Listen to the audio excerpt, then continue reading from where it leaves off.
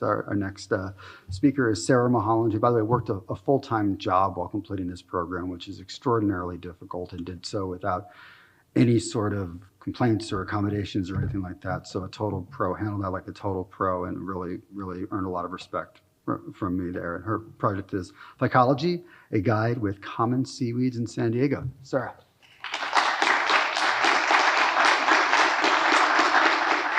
Hi, everyone. I'm Sarah.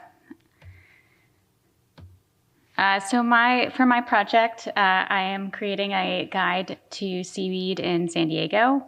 I was drawn to seaweed because it's so prevalent and something I didn't know too much about, and because I hope to use more nature-based solutions in mitigating and adapting to climate change. So this past winter, I took Jen Smith's SIO 183 Phycology class, and as part of this class, each student created a algae profile. I've transitioned these and additional information into a free digital guide for San Diegans to learn more about local algae. My target audience is students, beachgoers, naturalists, surfers, fishers. I'm sure we have some of those in the room. And there, surprisingly, is no current guide specific to algae in San Diego.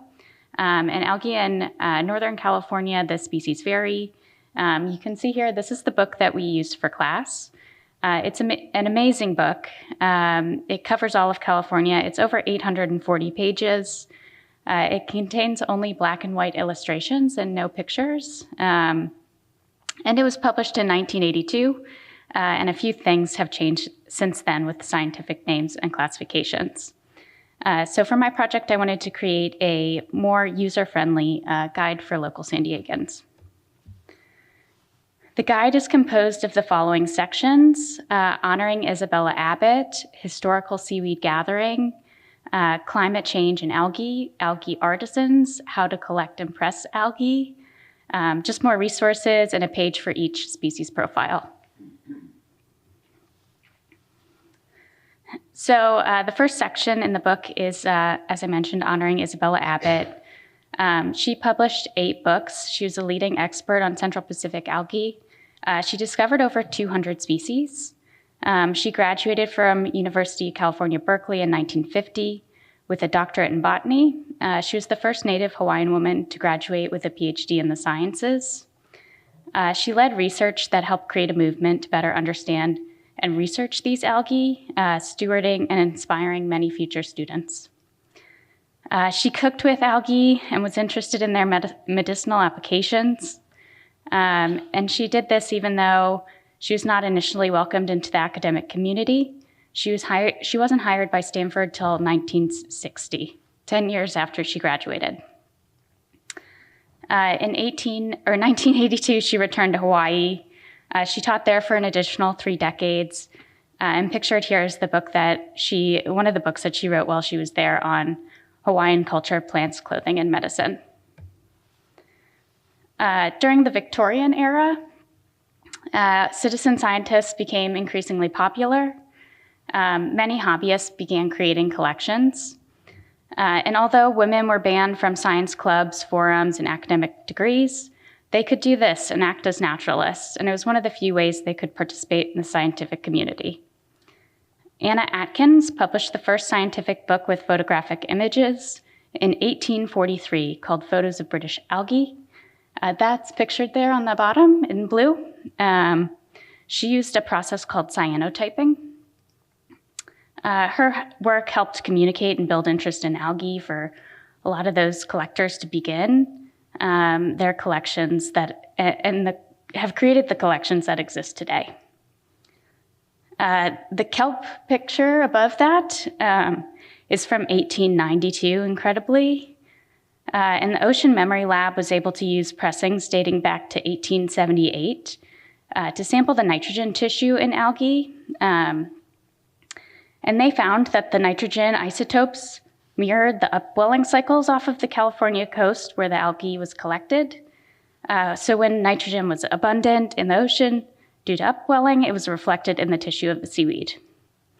Upwelling records only existed back to 1946, but with the herbarium samples dating to 1878, they were able to correlate upwelling cycles for an additional 70 years.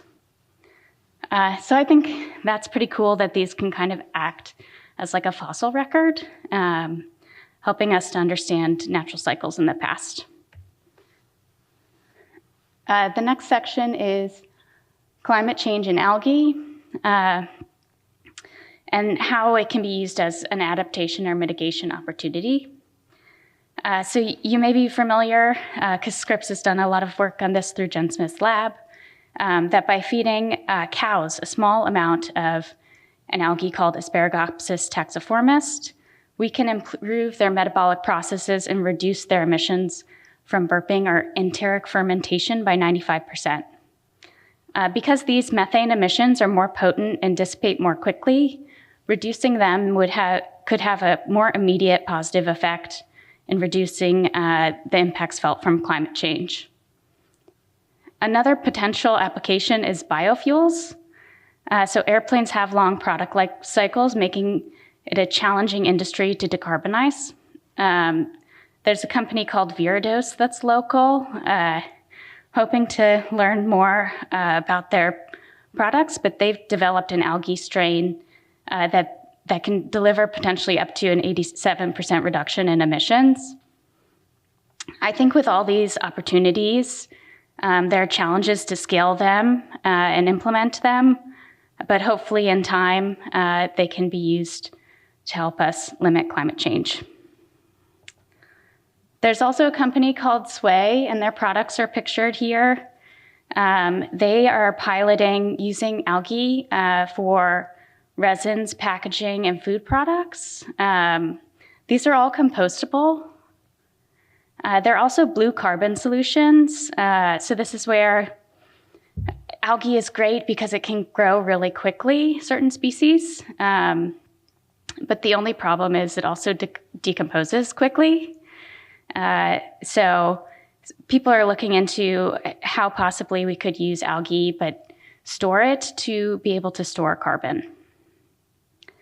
Algae also supports biodiversity, creating food and habitat for other species, can limit wave impact and mitigate storm surge. It may help as we expect more storms driven by climate change. Also, research continues on how climate change and warming events will impact different algae species.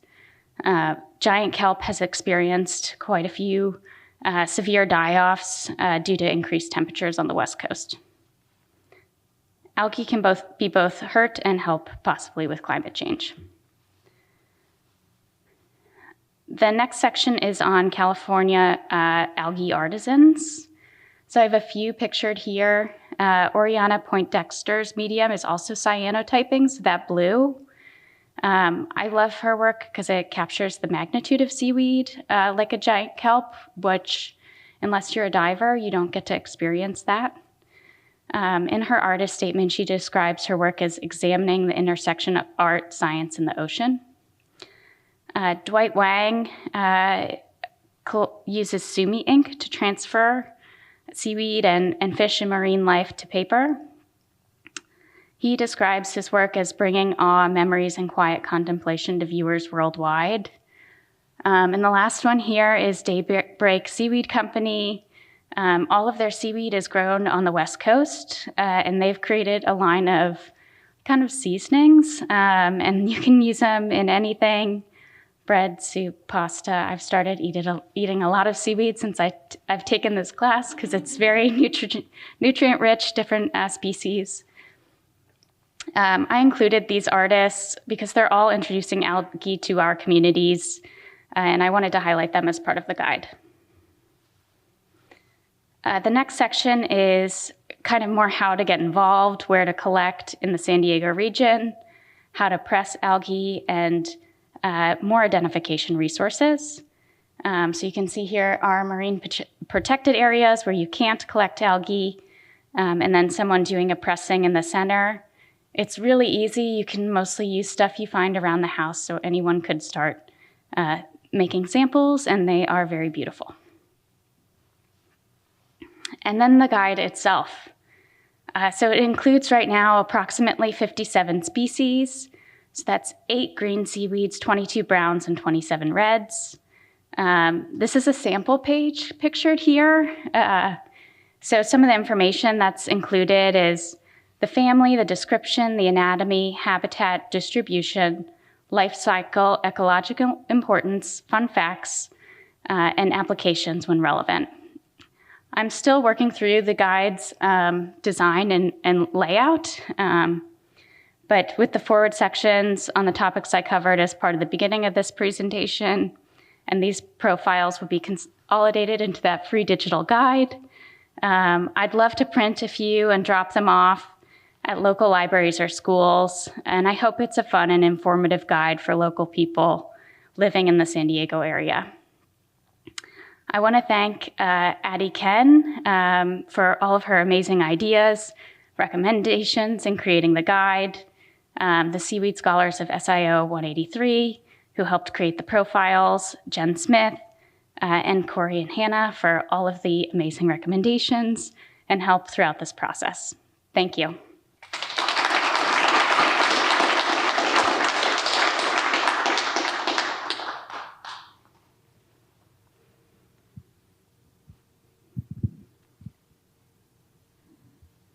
Tom? Thank you, Sarah. It seems like that book could help a lot in the preservation work of all those, like seaweeds in general. Is that something that is included or that you would touch on if you were to add chapter to that book? I think in like some of the profiles, it shares like how they create habitat or their limiting factors. So I think like people could get introduced to maybe those ideas, and the whole idea is that like maybe you could find this and then want to be more involved in like that research or science as a future career.